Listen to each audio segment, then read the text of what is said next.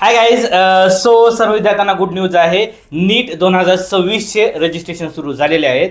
तर आजच्या व्हिडिओमध्ये आपण कॅटेगरी वाईज फीस किती लागणार आहे ते पाहणार आहोत आणि कोणते डॉक्युमेंट्स तुम्हाला लागणार आहेत आपण ते पाहणार आहोत. ओके, सो गाईज आजचा आपला टॉपिक काय आहे? गुड न्यूज आहे. नीट 2026चे रजिस्ट्रेशन हे स्टार्ट झालेले आहे. डॉक्युमेंट्स कोणते लागतील, फीस किती आहे हे पाहणार आहोत. Okay, so guys registration 8 February 2026 पासून ते 8 मार्च 2026 पर्यंत आहेत. तर काही गडबड कुणी करायची नाही फॉर्म भरायला. ओके, यानंतर करेक्शन विंडो 10 मार्च ते 12 मार्च 2026च्या आत आहे.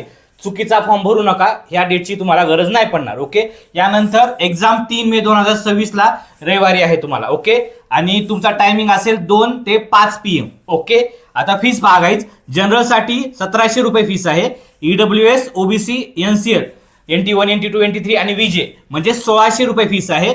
SC ST PWD 1000 रुपये फीस आहे. ओके, यानंतर कोणते डॉक्युमेंट्स लागतात हे पहा. ओके, सो गाईज पहिल्यांदा तुम्हाला 10वीची मार्कशीट म्हणजे 10वीची सनद लागणार आहे. ओके, यानंतर 12वीची मार्कशीट तुम्हाला लागणार आहे जे विद्यार्थी रिपीट करत आहेत त्यांना. ओके, यानंतर सेंट्रल कास्ट सर्टिफिकेट लागेल जर तुमच्याकडे अवेलेबल असेल तर. काय इम्पॉर्टंट नाहीये, थोडं तुम्हाला काउन्सिलिंगला लागेल ते. ओके, जे सेंट्रलचं सर्टिफिकेट कुणाला लागणार? OBC NCLच्या विद्यार्थ्यांना. ओके, यानंतर पासपोर्ट साईज फोटो तुम्हाला लागेल. यानंतर पोस्ट कार्ड साईज फोटो 4x6चा लागेल तुम्हाला. यानंतर स्टुडंटची सिग्नेचर आणि तुमचे 10 बोटाचे थंब वरचे बरं का, पूर्ण नाही, फक्त हे आपले थंब आहेत ना तेच तुम्हाला द्यायचे आहेत. ओके, यानंतर आधार कार्ड आणि अपार ID देखील म्हणतात लागणार आहे. थोडी इम्पॉर्टंट नाहीये गाईज.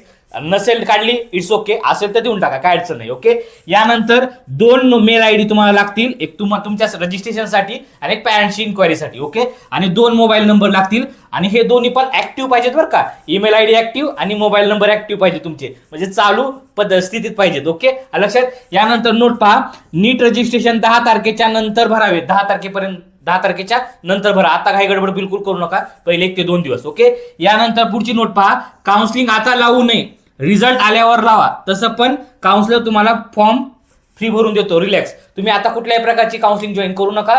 तुम्हाला काउन्सिलर स्वतः फॉर्म फ्री मध्ये भरून देईल, ते भरून घ्या आणि त्याच्यामध्ये काही प्रॉब्लेम नाहीये. रिझल्ट आल्यानंतर तुम्ही काउन्सिलिंगचा विचार करा. ओके, यानंतर नोट, नीट फॉर्म 10 सनदवर भरायचे आहे तुम्हाला बरं का. नीटचे फॉर्म 10वीच्या सनदवरती भरा, आधार कार्डवरती भरू नका, कारण की आधार कार्डवरती खूप काही चुका असतात त्याच्यामुळे. ओके, आता हे सर्व मी डिटेल्स व्हिडिओमध्ये तुम्हाला सांगणार आहे. ओके, काय अडचण वगैरे असेल मला कॉल करा.